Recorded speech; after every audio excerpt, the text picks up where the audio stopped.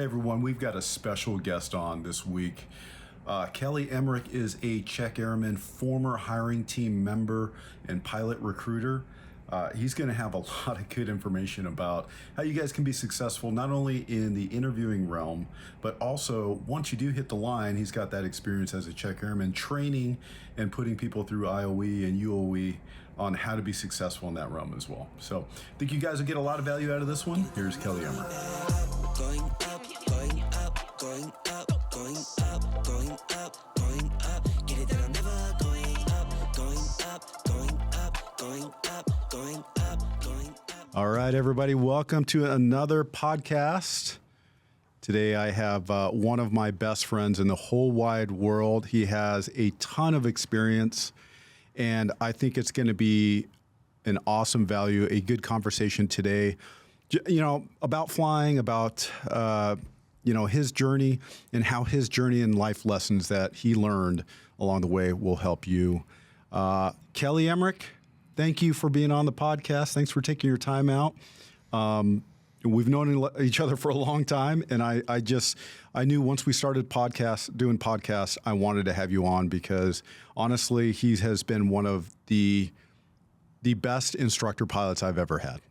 He has a way of delivering instruction that is unlike most people. I think he's just very gifted. So, Kelly, thanks for being on the podcast today and spending your morning with us. Well, thank you, Big Ern. I appreciate the compliment.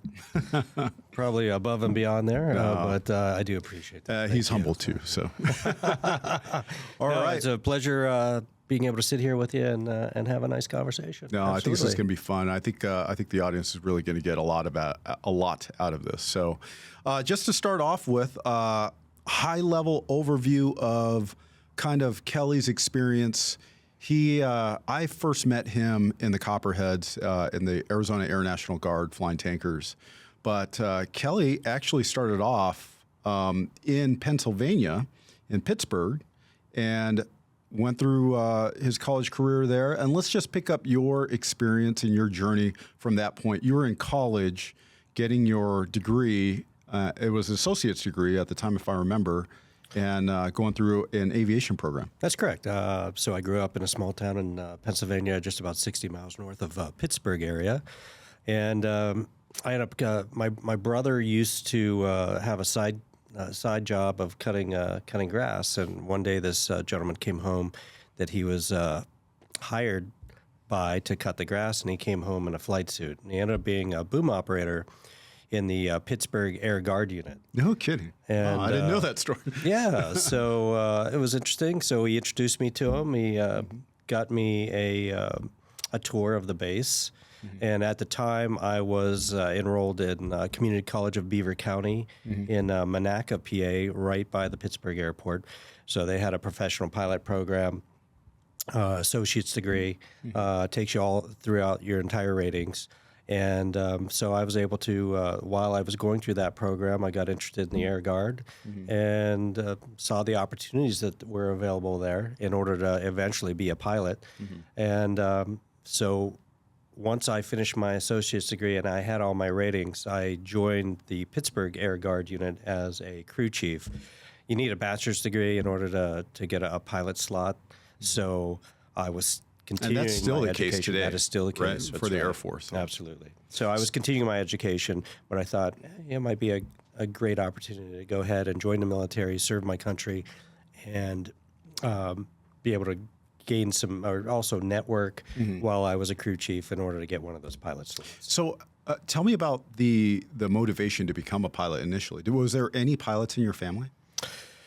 I grew up in a family of steel workers. So my steel is a steel town. My dad was supervisor in the steel mill in our local hometown. Hence the tanker call sign is steel. Over at in Pittsburgh, it is absolutely steel. I come from no pilots in my family. I'm the only pilot, and honestly, it's the typical story of 6 years old. Went on my first airplane ride from Pittsburgh to San Francisco to go visit my aunt with my father, and I was hooked.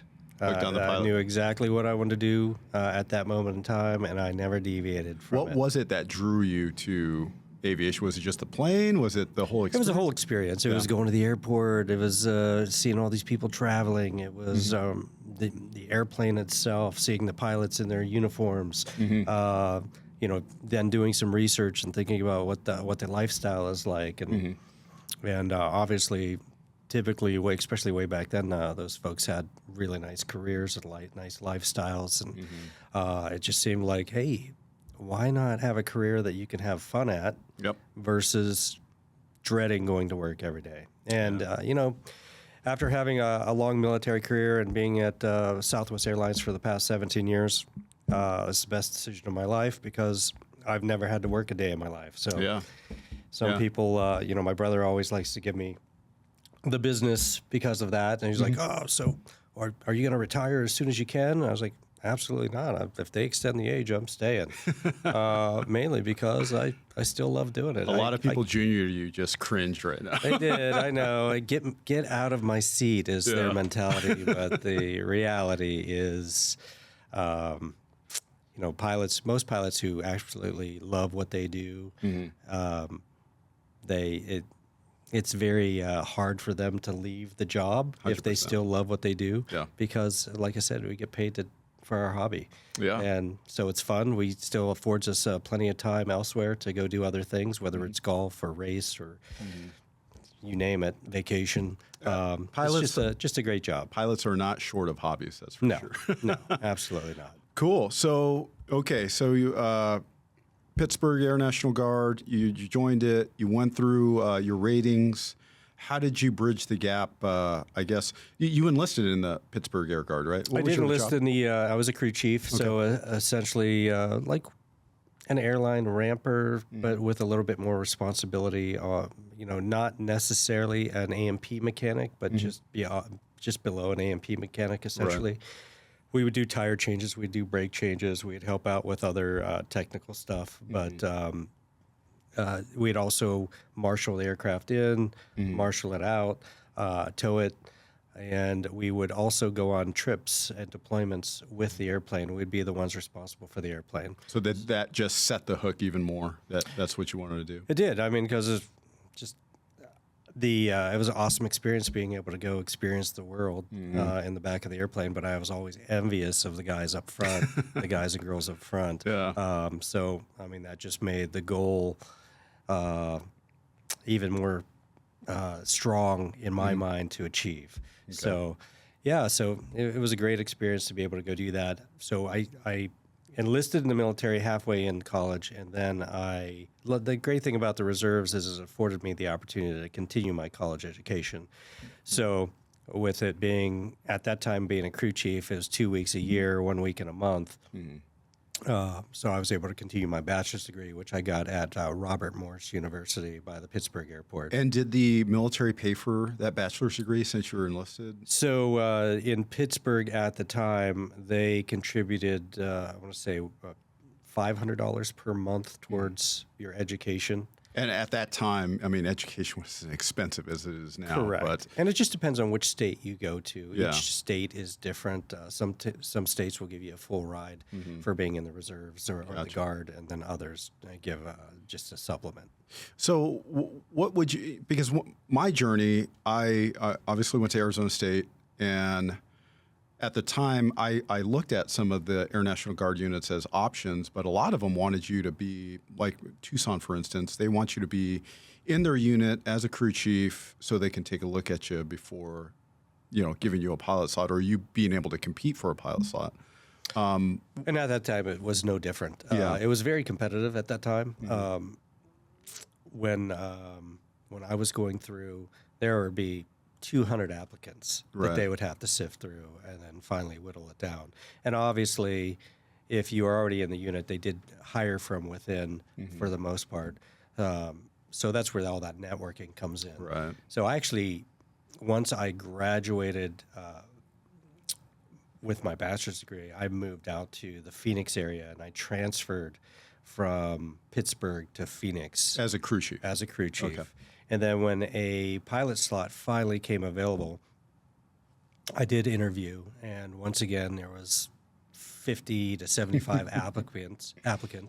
And What year was that? that was in 1997. Ooh, 90. 1997. Yeah, I'm old. 97. It's actually when I graduated college. So. Yeah. So it was 1997, and then once you are selected, it does take quite a while in order to get your commission date as well as a UPT date. And that's so I was actually hired as the alternate. So they had selected only one person at the time, one primary slot, and I was hired as the alternate. That's a good point, because I think there's a lot of people that don't understand how long it takes to make a pilot in the Air Force. Because it's not like, hey, congratulations, you're going to UPT. Now you've got to go to OTS, you got to go to medical screening, you got to go to now finally pilot training. You get through that, you got to go through survival, you get through that, now you got to go through your initial qual of the airframe you're going to, and then you got to get seasoned. So that whole process can take 1.5 to 2 years. Oh, yeah. It's a multi-year process. Multi-year process. So it's not like, hey, congratulations, you got a UPT slot. You're going to come, finish this stuff in like an airline in 2 months. It's a long commitment if you're going to go down that road. So, well, to give you for instance, to fast forward just 2 months ago, I ended up giving up an airplane to another captain because I was finishing for the afternoon. And I said, hey, you look very familiar to me. And I said, where'd you get your ratings? Were you in UPT? And he's like, no, I was all civilian. So where'd you go to college? He said, I went to Robert Morris University. Oh, wow. Yeah. And I was like, what year were you there? And he and I graduated the same year. No kidding. So we were in the same classes. That's why he looked familiar to me. Yeah. He actually told me that he's never moved away from that area. He owns a driving range right on the same road that Robert Morris is on. But so he went the civilian route, and I went the military route. And I'm an 81,000 number at Southwest, and he's a 72,000 number at Southwest. So obviously before you by probably 3 to 4 years? Yes. Yeah. Yes. So there's a difference. Yeah. That's that multi-year process you're talking about. Now, did he achieve the same experience as I did, going through the military, seeing the world, flying a jet, had the responsibilities that go along with that? No, more than likely not. He probably didn't have those same experiences. He got the experience. He didn't get to like, experience the airline life. deed. That's what you're No, saying. yeah, exactly. Neither did I, actually. Oh, yeah. Oh, wow. Okay. I did not know that too. Yeah, the deed is the deed for those that know, they know. Right. Now I got lucky It's not having to go there. good gym though. Yeah. I spent a lot of time at that gym. All right, so let's actually go over your entire journey, because I do want to talk step by step of kind of how you went in. So you're in the Guard. You spent. You obviously went from co-pilot all the way up to instructor. Yes. While you were in the Guard, you had the opportunity to do interviews, because I've done interviews with you in the Guard, selecting people to go to pilot training, which is a point that I'll make a little bit later. You get hired at Southwest. Get on. It was a long time to get up to captain at Southwest, right? Like 9-10 years for you? Yeah, for me it was 9 years and 10 months. 9 years, 10 months to get there. What I had taken. But before that, you actually had the opportunity to get on the pilot hiring team at Southwest as well. I did. So I was hired at Southwest in September of 2006. And in 2010, an email went out to the pilot group asking for anybody with interview experience who would be interested in being the pilot hiring team at Southwest Airlines. So I put my resume in. I talked to the chief pilots in our domicile, and they forwarded my resume on to the pilot hiring manager. And probably about 2 months later, I ended up getting a phone call and asking if I would be willing to interview. So I actually met that person on one of my layovers in his hometown, which was San Antonio at the time, and still is. But I had about 3 hours on the ground, and he met with me. And no kidding. In between. Yeah, in between. Wow, So, ground time. yeah, It's real efficient. It was. Right? So I got to reflect on my previous experience in the military, doing pilot hiring, and like I always like to say, I fooled him just like I did on the initial interview, and he didn't. He's just that good. And then I got hired. So that was a great experience. Pilot interview team did that up until you upgraded. Actually, passed upgrade. How long were you on the team for? I was on the team from 2010 to 2022. Okay, so 12 years. So 12 years. 12 years doing interviews, and then you got the opportunity to become a check airman, which is your current role right now. That is correct. Yeah, you can't have dual role. Right. So it's either one or the other. One or the other. And we have had a lot of newer guys and girls at Southwest Airlines be interested in the pilot hiring and got on the team. So I just felt, it's time for me to go ahead and transition.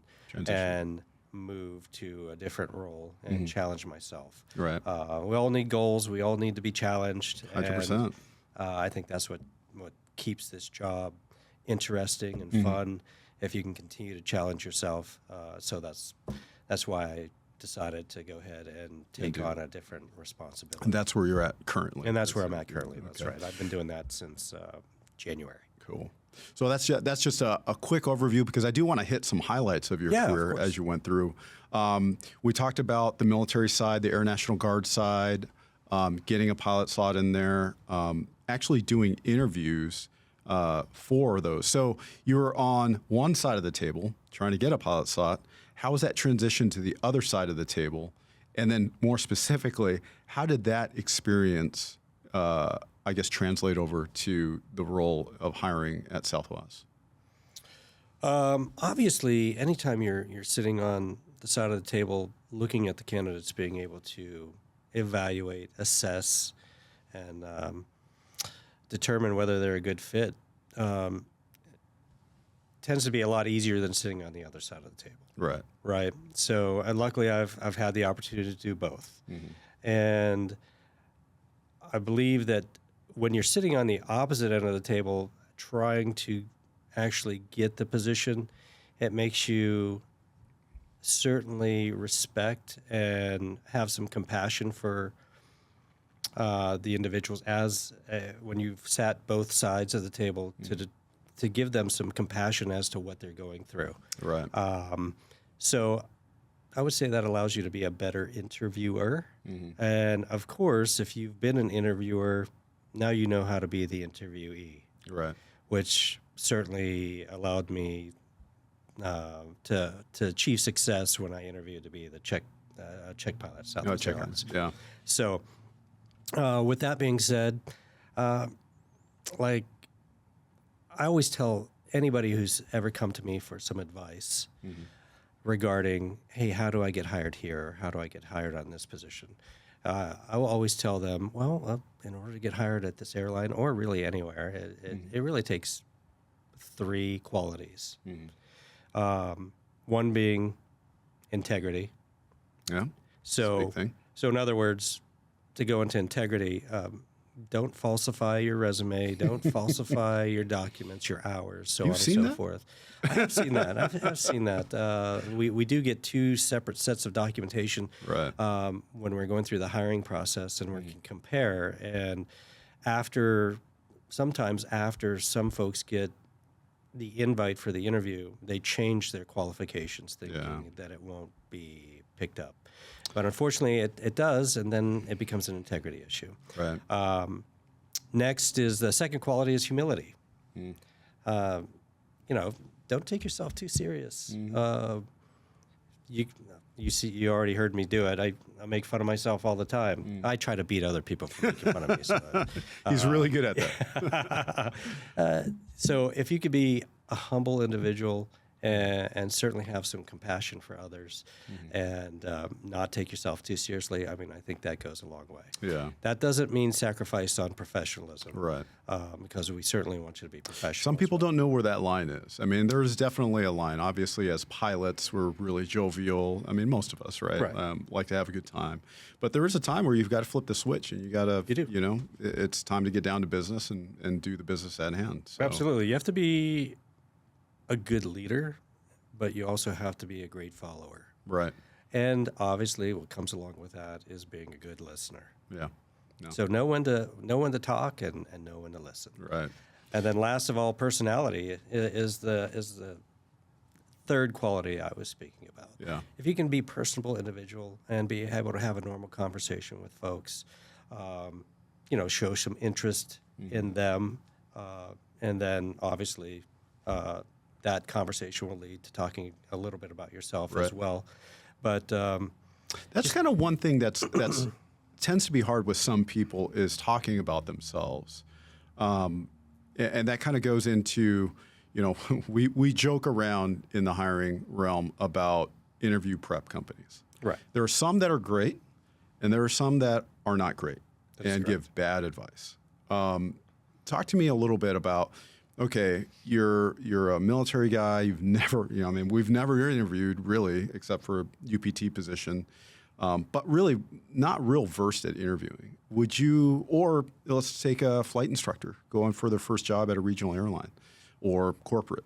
What are some of the things that you've seen that's good about interview prep? Well, let me ask you this. Would you ever go into one of your college courses, your finals, without studying, without prepping? Oh, that's 100% right. No, I wouldn't. I have, by the way. Yeah. Well, I'm not saying I we haven't. might all have. Right. Not maybe put the amount of prep in that we should have Correct. or could have, and thought we knew it. And that then was self-inflicted, by the way. Yeah. And then what happens? We fail. Right. And the interview process is no different. I mean, now, of course, are there geniuses out there, just like people with photographic memories or they can recall or retain everything that somebody tells them? Of course. Of course. Those people are exceptional. Those people don't need to prep. They don't need to study. But if you're average Joe like me, who needs to study, then prep is absolutely what you need to do, because interviewing isn't natural. Right. There's a process, there's protocol, and there's a lot of pressure too. And there's right? a lot of pressure. I mean, You're nervous the pressure exists if you really want it. If you really want the job and it means something to you, then there's a lot of pressure and it's stress. Yep. Now, for somebody who doesn't care, which is obvious, by the way, when you're sitting on the other side of the table, if somebody doesn't care whether they get the job or not, then those people, it typically shows because they haven't prepped, they haven't studied. Right. So that's the important part of prep. But there's a fine line with it because there has been a negative connotation with prep that I've noticed with some of the interviewees. They question. They will call and ask or send me texts about, hey, should I get prep? And my question is yes, but it depends on where and what they're teaching you. So what are some of the things that you feel prep is good for? I think it's good for being able to allow you to relax, being able to allow you to properly answer a question, and to think about how to format your answer when you are asked a question, to reflect on your personal experiences and being able to verbalize those in a professional way, which makes you marketable and wanting whatever company you're interviewing for want to believe that you would be an asset to them. Yeah. So it's being able to explain all of that into words. And sometimes it's a fine line, like you talked about, because some people want to teach answers, where I would highly recommend that you don't do that. And those companies don't necessarily allow the employer to know exactly who you are. That's the biggest part is when, you probably could speak to it too. I could tell if you're prepped incorrectly within 2 seconds, right? Absolutely. I think the entire team knows this. But what we're trying to do is break that down. So when I figure out, okay, this guy's been prepped in kind of an incorrect way, we can do, we go asymmetric, right? Like we can ask different questions to break down any tests, any prep companies' questions. So, but also it's not just prep companies, it's also different friends. Just because your friend got on with brand X doesn't mean he knows what they're looking for, really. Correct. They may have some idea, but there's 1,000 different techniques that we can use to find out. The one goal is, who is Kelly? I want to know who Kelly is. What experiences does he have? What life choices did he make that didn't work out, and what did he learn from them? You know, and so you can ask any single question to get to that. It doesn't have to be a standard rote question. Correct. Correct. And depending on which prep company you go to, Or individual. if you're given canned answers, a lot of times the individual candidate can't deviate. Right. And can't pivot when they're asked a different question than they were not intending on. Right. So that's where it's important to go to an organization, a school that will allow you that flexibility and has that research on each individual company and then teaches you or helps you to be yourself, as well as be knowledgeable about this particular organization that you're trying to get hired at. Right. So have some idea of who you're interviewing with. That's probably another big one, right? That's very important. It's extremely important. Right.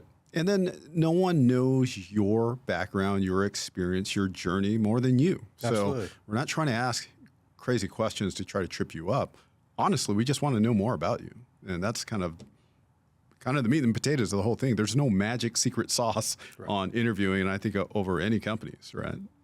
You know, one of our interviewers, he has a good way to try to put people at ease, which I really like. And it was always, hey, just imagine you're sitting down at Starbucks, drinking a cup of coffee, just having a conversation with one of your buddies. That's essentially the scenario we want to set up in order to make you feel comfortable to talk about yourself. Right. So obviously, once again, you have to be a little bit knowledgeable about how to answer questions and how to speak about your experiences and put them in a professional way and in order to make you inviting to that particular company. Yeah. So prep companies, we don't endorse any of them. Not a single one, I should say, but there are some good ones out there. Just make sure that they tell your story and make it clear, concise, and professional, right? Absolutely. We don't have all day to hear your stories, so that's why the concise portion of it, make sure it's clear and just talked about your experiences. So whenever I would talk to somebody, if a buddy came to me and wanted to practice a little bit, one thing I would do is get a camera out and film them. Yeah. And then the other thing I would do is time them.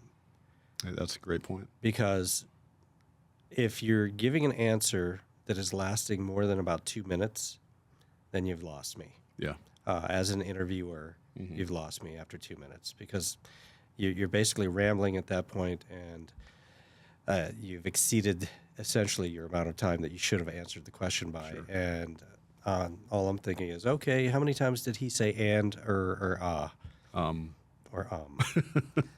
I would start marking that down. Yeah. And so you want the interviewer to be focused on you and your answer and be interested in you rather than you giving this long drawn out answer on whatever question they asked. So we've kind of talked about the prep stuff enough. The actual interview day, what are some of the techniques or what are some of the things that you've seen? Obviously, you've done hundreds of interviews that make a candidate successful in the interview. Can you just name? I know we talked about humility, integrity, and personality. What are some of the traits that you find in some of the guys and gals that are coming through that, like, instantly you're like, I want to fly with this person? Honestly, it's being personable. Yeah. Yeah. If you could show up and be respectful and personable, and be able to be somewhat relaxed and try to be yourself, those are, I think, the important things when you're first meeting somebody. Let's face it, somebody is making a determination about you the instant that they meet you. Correct. So that could be positive or that could be negative. My dad always taught me as a guy that when you shake somebody's hand, you have a firm hand grip. You grip their on a handshake. And now is that that is not establishing dominance or anything like that. That's just being confident. Yeah. And guess what? And courteous. Yeah, and right? courteous. And I've taught my daughters the same exact thing. When you shake somebody's hand, you shake it with some confidence and look them in the eyes. Look them in the eye. That's how I teach my girls that. Yeah, Like, so- always look eye. That's right, because if you're looking down or you're looking up or around, even when you're talking to somebody, when they're asking you questions, look them in the eye. Of course, you can deviate here or there, but if you're staring at the wall when you're giving your answer, that's a distraction. Yeah. So, once again, if you could look sharp, if you could present yourself in a professional manner and be personable, Yeah. that's really what it comes down to. That's what makes it. And then, of course, you're going to develop a bond between you and the other person, and be like, hey, man, what do you do? Sometimes people will ask, oh, okay, what do you do outside of work? And well, I like to ski, or I like to snowmobile, or something like that. And like you develop this bond between, oh, hey, this guy seems like it'd be a guy or girl would be really fun on an overnight. Right. Maybe we have a Salt Lake overnight, and we get there at 9 o'clock in the morning and go, hey, let's go up to the hill and go skiing, some skiing, for the yeah. day. You know, something like that. But Right. it's just really comes down to personality and being personable. Yeah. I tell people that I talk to that you want to tell a story to the interviewer, and that story needs to be rich and full of detail, right? 100%. It needs to almost invoke an emotional reaction from us. Like we can put ourselves there, whatever challenge you're going through, whatever, maybe highlight in your life, we're trying to be there with you. And that's what you want to get to when you're doing an interview. You want that interviewer to be like, man, I see myself in that, or I've had that same experience. That's how you draw that connection, that bond that you're talking about. 100%. Now that, we've talked about the kind of things that we look at, what are some of the things that are kind of landmines for people that you've seen in your experience on interviews? Well, one in particular would be a bad attitude. Yeah. If you show up and you're not being respectful, it's just the opposite. You're being disrespectful. You're not being courteous. And you have a bad attitude, or you don't seem to be excited to be there. Right. Then that is one of those situations where that is an absolute landmine. Yeah. If you show up and your paperwork is not in tip-top condition, I's dotted, T's crossed, that's a landmine. So I would always tell people this is the best we are ever going to see of the candidate. Because once they're hired, they go on probation, they get off probation, and then that lasts about a year. So in other words, if you show up and your paperwork isn't complete and your I's aren't dotted and your T's aren't crossed, then how can I expect as a captain, and you're my first officer, that when we get a route clearance change and I'm not there, how can I trust that you're going to take the time to make sure that that new route is loaded properly in the event that, once again, I'm not there and we are now in a rush to try to push from the gate. So that's how I'll typically equate that. I want to be able to trust you completely and explicitly that you are detail-oriented.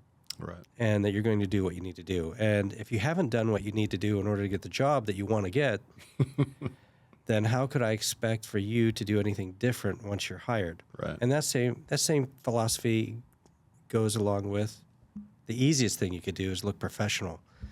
That's true. Making sure if you don't have a newer suit, get one. If it's not pressed, make sure it is. Don't wear your airline shoes or your CFI shoes for an airline job. Right. Or at least get them shined. Right.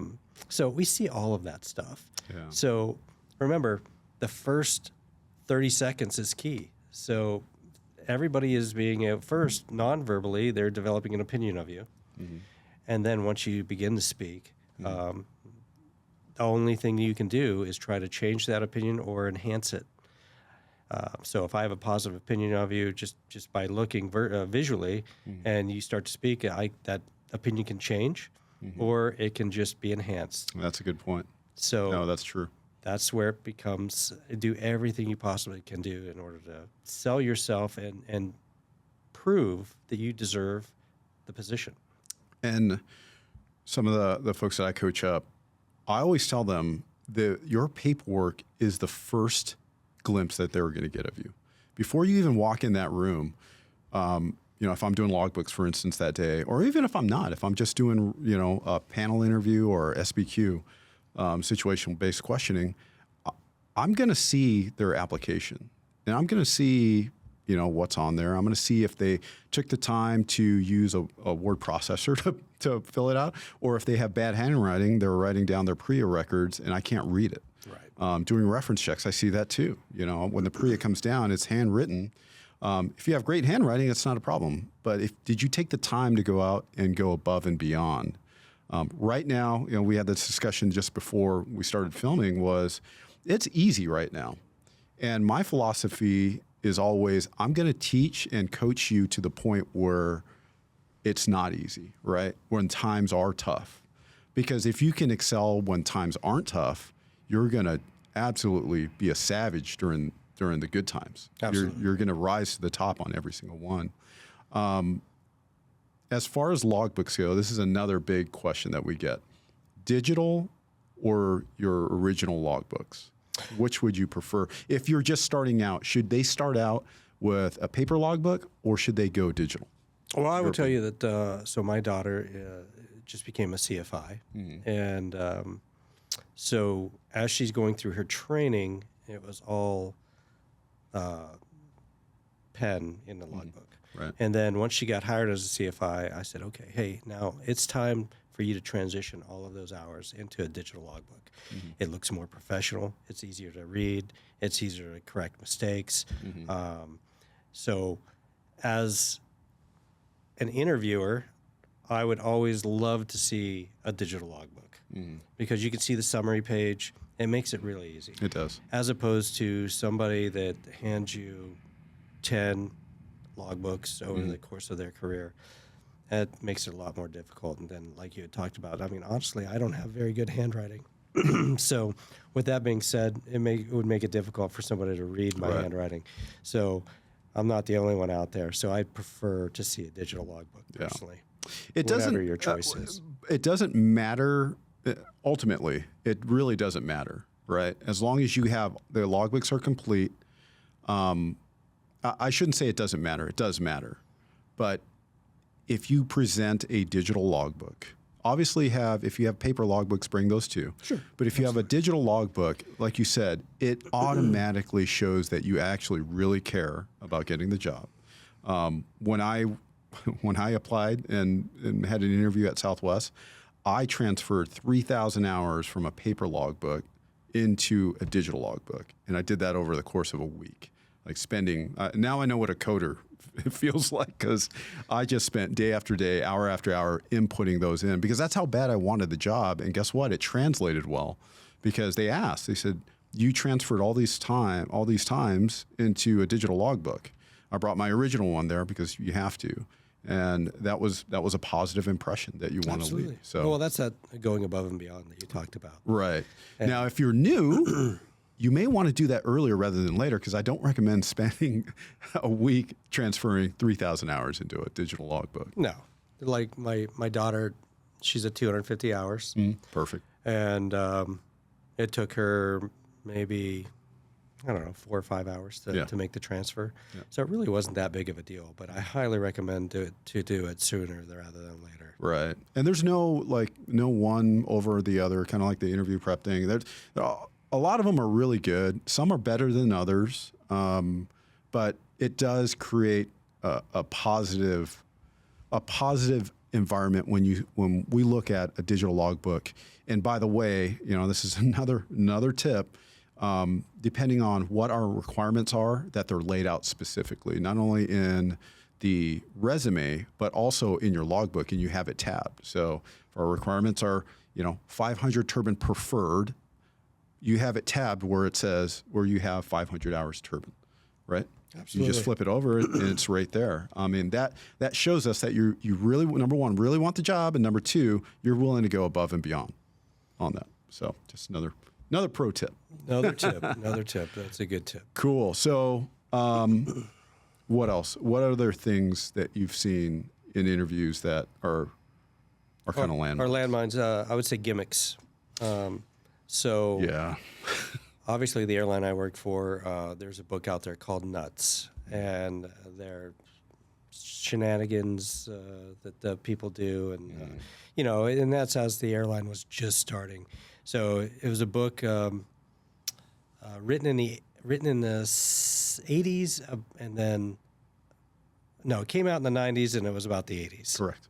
So people read that book, and then they think, oh, let me go to the interview and let me wear goofy slippers or a funny tie or whatever.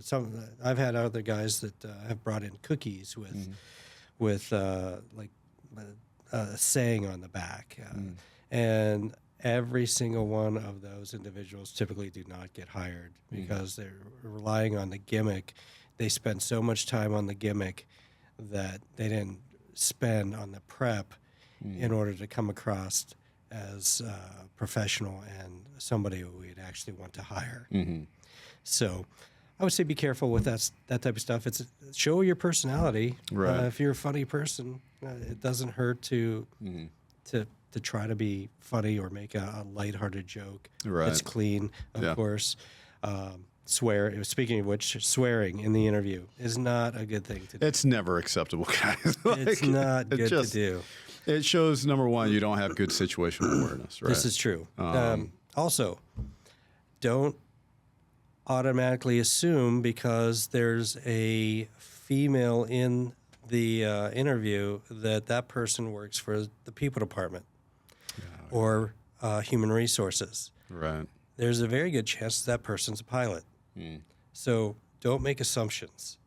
Treat everybody with respect, Right. And don't assume positions. Correct.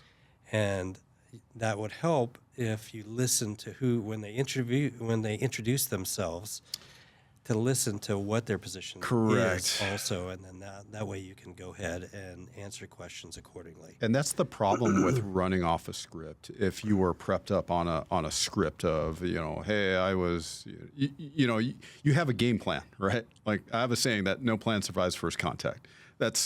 It always works out that way. So if you have a game plan that, okay, I'm going to start off, I'm going to shake everybody's hand, then I'm going to tell them about this. Well, guess what? We know the game plan because we probably heard it about 5 million times. Right. And we're going to go asymmetric on you and just take you totally off your game. So listen.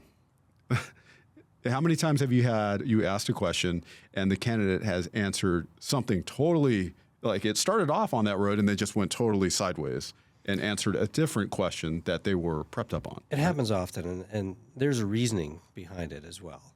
It's because you've already prepped yourself. You have canned answers that you want to give, and there was a script that you've been taught that you wanted to talk about. Right. And then because somebody told you that this particular question was going to be asked in this particular order.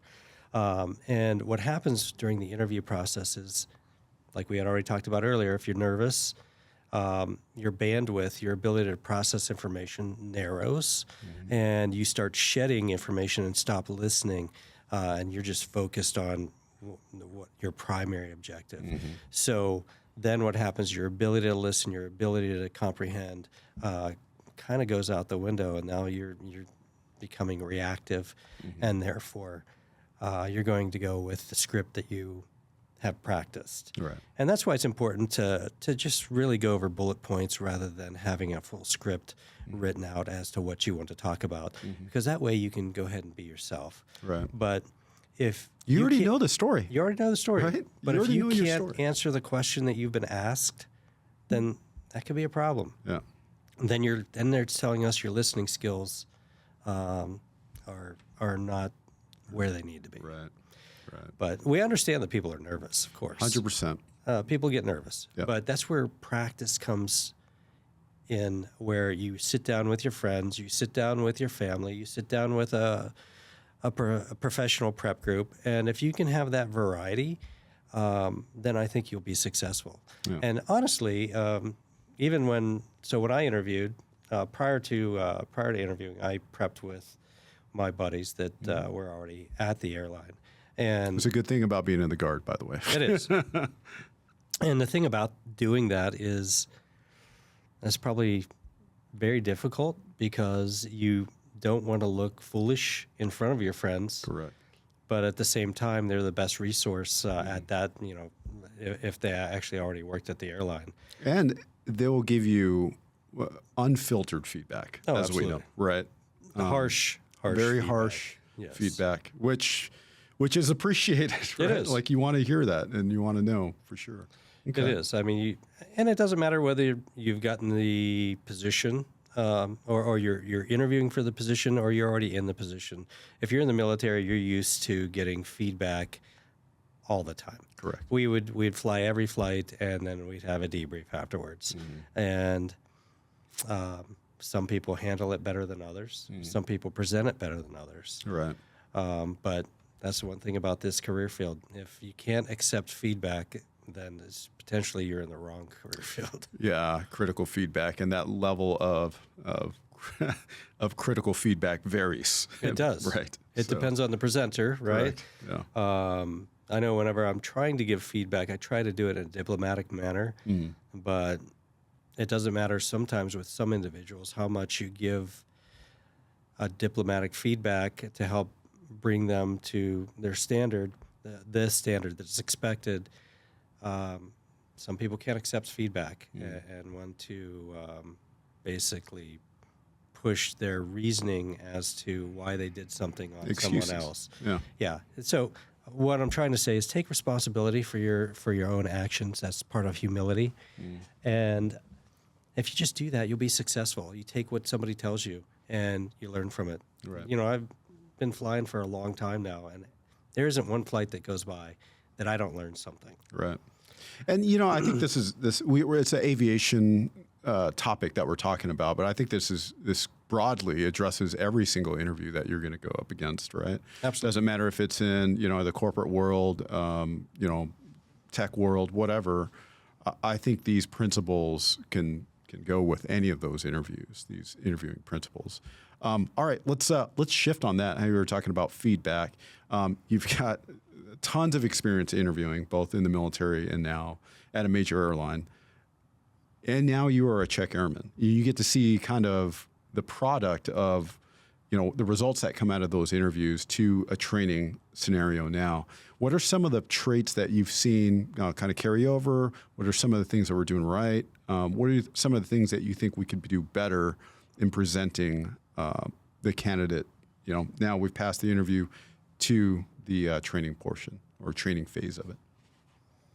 And obviously, we're not speaking for Southwest Airlines. I'm speaking broadly in a broad sense of a term. I mean, some of the things that are going right is that, you're looking for those qualities that we talked about earlier in hiring the person. And then if they have those qualities, then they should be successful throughout their entire training process as well as their entire career. If we sacrifice on any one of those qualities, then typically it's noticeable during the training process, and as well as once they hit the line and they start a normal flying career. Do you think, we're hearing a lot of stuff, the hours have really come down, we're hiring very low time pilots. Not low time, there is a standard of time to be hired by an airline, major airline. Do you think some of those lower time pilots, is that a detriment, or is there any reason from what you've seen going through the pipeline? Is there any issues with that, hiring lower time pilots? Because we kind of talked about it. We were 250-hour pilots or whatever flying a tanker around the world. Right. We could look at it two different ways. You could be 40 years old and have limited time, and you could be 23 years old and meet the minimum time. Sure. Right? Yep. What I have found is the 23-year-olds that have met the minimum time and have gotten hired, and that I've had the opportunity to go ahead and be a part of their operating experience, have been the most impressive to me, actually. Really? How so? Well, you don't get to a major airline at 23 years old, which is the minimum age you can work at a major airline. In order to get an ATP, you have to be 23 years old. Right. Airline Transport Pilot Certificate. So if you've gotten hired at 23 years old, what does that tell me? That tells me that you are ambitious, you are motivated, you're dedicated, you have drive, and obviously you're goal-oriented because you have sacrificed some of your personal life, obviously, hanging out with your buddies, gaming, or doing whatever you do to fly airplanes in order to get your hours, in order to be here at 23 years old. That's correct. And with that being said, those individuals were highly motivated to also do very well during their initial operating experience. They were energetic. They had a great attitude, very professional, very respectful to everyone. You could tell that they absolutely were high as a kite as far as being ecstatic to be where they're at. Yeah. You know, they were on top of the moon. And their level of aviation experience and their presentation really showed that as well. I mean, because they wanted to be a sponge. They wanted to learn as much as possible to continue to get better and better and better. And those are probably, I mean, believe it or not, so we need 25 hours to be able to sign them off. And I could have signed every one of those guys off on the first day. Really? Wow. Everyone.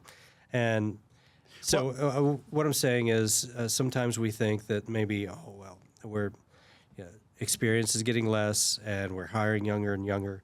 That's not necessarily a detriment because I've had similar situation with 40-some-year-olds and their life experiences are different than the 23-year-old. And I've had some more difficulty with them than anybody else rather than a 23-year-old. Really? Interesting. Okay. So, but it just goes back to attitude, right? it comes down to attitude. Yeah. If you have a great attitude, you will be successful. I mean, we could work with you with a great attitude. No, 100%. If you have a negative attitude, that makes it extremely difficult. And unless you overcome that, it's going to follow you. Bad things will more likely happen throughout your career if you have a bad attitude. A couple things you mentioned that kind of stuck out because obviously I coached up. We talked about, I think, Armand, who was hired at 23, probably one of the sharpest young men I've ever met. Extremely dedicated, extremely motivated. I also caution some that are getting into this career field because they see, the lifestyle, the income, and they're doing it for the wrong reasons and maybe not have that passion for aviation. What would you say to some of those? Because we've run into some of those, right? Like it's, never had the interest in aviation, and I think I'll do that. They make good money and they have a good lifestyle. I'll just try it out. I typically say the journey you're about to embark on to get to where we are at is a long one, and it's very challenging. And it's a bumpy road. It is a bumpy road. It is a bumpy road with some potholes in it. Right. There's a lot of sacrifice with this career. So if you're not passionate about it, if you don't truly enjoy it, then there's a good chance you won't be successful with it. Mainly because of those sacrifices. Like we had talked about, who's successful at the FBO as a certified flight instructor getting students? That would be the person that is spending as much time as possible trying to make sure that they're available when a student happens to come through the door. And that moves along as well, even if you're in the military and you're in the reserves. And if you can volunteer for all the flights possible you can in order to gain your experience and continue to move up the chain and the ladder, then you're going to be successful. The person who is not motivated, who would rather sleep till noon, who would turn down flying to go to a ball game or what have you during the initial stages of your learning, you're just going to drag out the inevitable, honestly. So I will tell you, when my daughters were looking to a career as to what they wanted to do.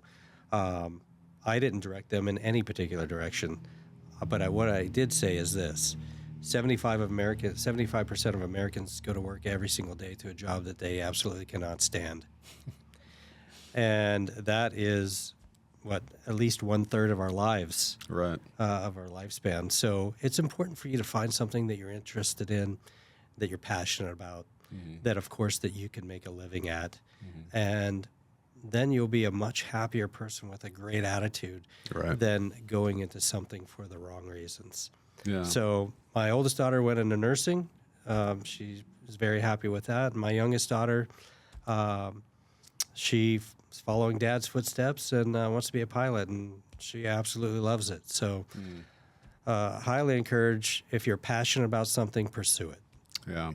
And you don't know if you're passionate about it in the beginning until you give it a shot. You know, there's a lot of places out there that offer, I'm a big proponent of discovery flights. Absolutely, You know, go sure. out there, and it's not just the flying, you're also taking a look at the flight school too. So, you know, go out, do a discovery flight, see if you're interested in it, see if it's something for you.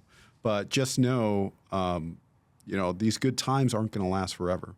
We had a little bit of a discussion on that, right? This is cyclical. It is. So that's it all. seems like every 10 years. Every 10 years or that so, There's give or take. peaks and valleys in Right. aviation. So don't take for granted that right now it's fairly easy to go ahead and get into a flight school, get your hours, get hired by a regional, and then go right to the major airlines. How much time did you have when you got hired at Southwest? I had 3,000 hours when I was, 3,000. and that was all turbine time. All turbine and Turbine. turbine PIC was a big thing back then too. Right. I had 2,500 hours turbine PIC at that time Wow. in the KC-135.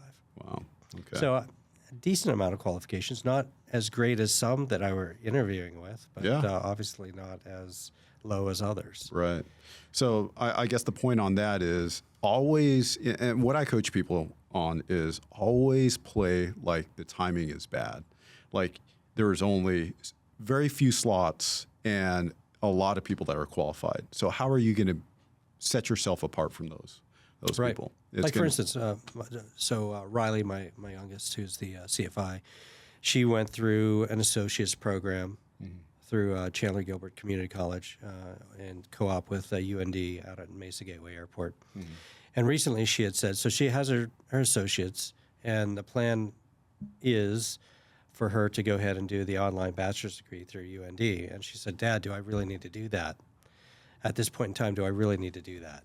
You want to play to being exceptionally qualified all the time, because even though it means, you know, maybe right now you don't need to, you don't need a degree, you're wasting time, you always want to be in the position where, hey, everything stops. You know, kind of Herb had this saying, right? He always talked about, in the good times, we prepare for the bad times. Right. So you can weather the bad times. So if the bad times come again, which they will, are you going to be exceptionally qualified, or are you going to be in the herd where you're just as qualified as everybody else? What can you do to set yourself apart? So I think that's always that should always be in the back of your head when you're considering different options in your career as you go down there. Right. Cool. 100%. All right. Wrapping up, Mr. Check Airman. We talked a lot of, I think a lot of good stuff about, you know, getting hired, kind of your path, what you've seen so far, getting into, you know, Operation OE, you know, you're getting into the actual operation of flying at the airline. We talked about attitude being a big one. What are some of the last kind of parting shots that you can give to, you know, some folks in the audience who are pursuing a career, or even those that aren't pursuing a career, just want to have confidence of the folks that are up front? I will say that when you're riding in the back of an airliner, you can always expect that those two people up front, male, female, mixture, are extremely professional, and they are maintaining the standards that have been set by the airline. You don't get to that job, that position, without being very well versed in your craft. Right. And being knowledgeable about aircraft systems and policies and procedures. We are being evaluated every single year, and that basically shows the evaluator that you meet standards, the standards of the airline, which the standards are always extremely high. Right. So you can have the utmost confidence in those individuals up front. And that's what I am trying to do. That's what I am trying to also, I always try to better myself. That's one of the reasons why I took this job as a check pilot. And that's because I was sitting in the left seat for 7 years. And did I feel like I was good at what I was doing? Absolutely. Did I feel like I was knowledgeable? Of course. But this takes it one step further to make sure that I know everything word for word in that book, so I can go help maintain the standards for our other pilots. And I mean, honestly, standardization is across the board. And are there minor deviations here and there of little things? Of course. We see that in whatever career field you're in. But even with minor deviations, safety is not compromised. Correct. It's a reason why we could take someone, who's, say, Orlando-based, pair them up with someone who's Oakland-based, and that team can go out and execute the flights as if they were best friends, right? That's right. That's because of standardization. Right.